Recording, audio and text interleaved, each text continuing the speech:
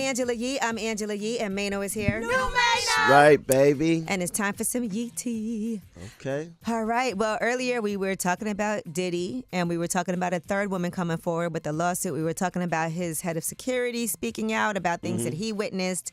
Well, now let's talk about that third lawsuit again. This was a woman who, according to the lawsuit, says that both Diddy and Aaron Hall were very flirtatious with her. She's identified as Jane Doe, and to her and her friend, and offered them drinks throughout the night. And then they went to Aaron Hall's apartment, where allegedly Jane Doe was offered more drinks and was coerced into having sex with Diddy. And then after the alleged assault, she was in bed, shocked and traumatized. And as she was getting dressed, she says Aaron Hall barged into the room, pinned her down, and forced Jane Doe to have sex with him. This is Aaron Hall from the group Guy. Now, Gloria Velez, who has a child with Aaron Hall, she got pregnant when she was 16 years old by him. Really? Yes, by the way. She had posted on social media, and she talked about grooming happening in the industry. She said, if you don't think grooming is happening in this business, you're sadly mistaken. It started in 1994 with Luke and a few others in this business. I was in high school. Now, people did bring up Aaron Hall's interview on Vlad TV, where he said this.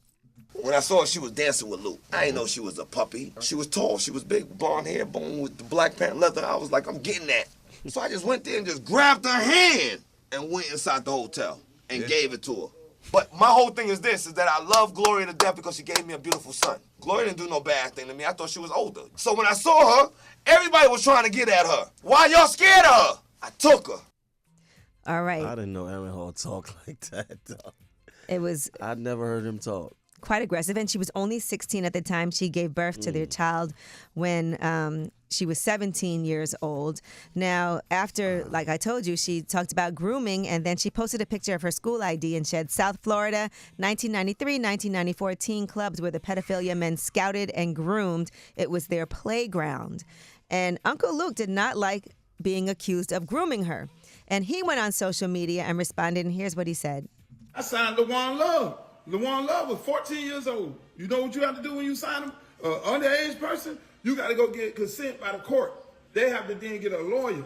The kid gets his own lawyer. Parents have their own lawyer. You have your lawyer. Then that's how you, man, I don't play about that paperwork. I am not none of them dudes, man.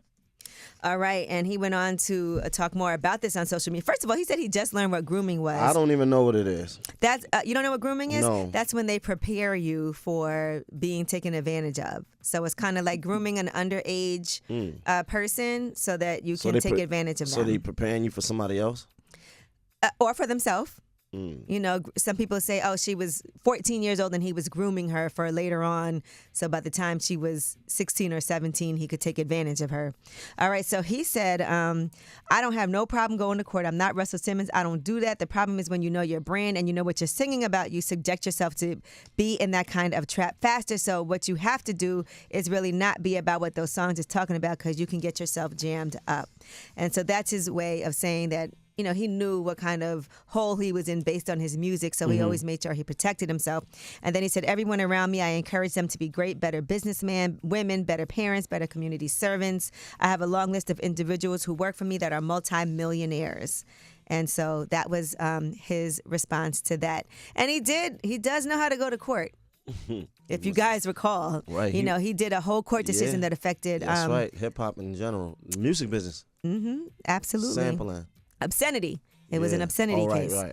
All right, well, that is your Yeetie. And you know it is a Monday. And I really missed you, Mano, so I'm glad that you're here today. I'm here, baby. You know, you're my favorite rude boy. Here's Rude Boy Rihanna. And when we come back, we have a Monday Manovation. It's way up.